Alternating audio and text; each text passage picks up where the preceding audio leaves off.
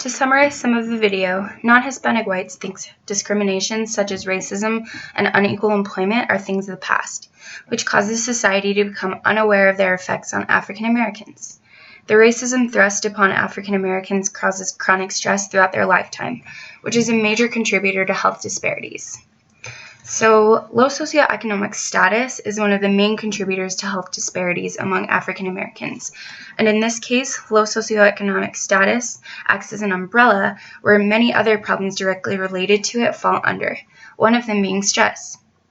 As the video stated, the stress associated with being a minority has a great deal to do with health disparities, such as low birth weights. The stress associated with living in areas stricken with poverty causes the activation of the stress response. If the activation of the stress response goes untreated for an extended period of time, it can lead to disease and health disparities.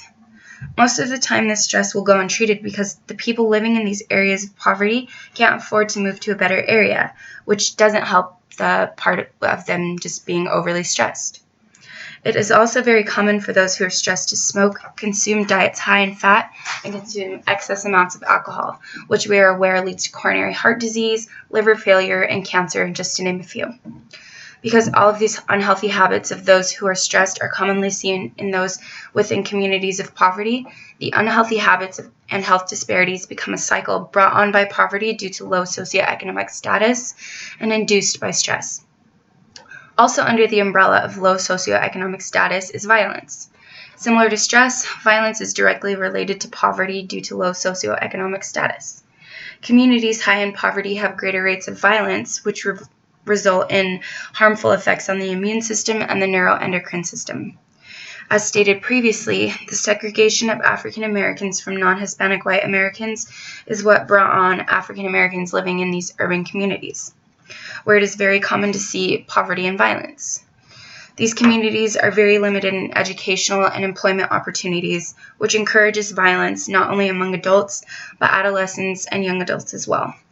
Similar to stress, the only way to remove this factor from their lives is to move from this community, which is difficult because most of the families that are living in these areas don't have the funds to leave. So because low socioeconomic status leads to these factors, which were stress and violence, that cause these health disparities, one major way to stop these disparities from happening is to find out how to get African Americans out of these conditions of poverty due to the low socioeconomic status.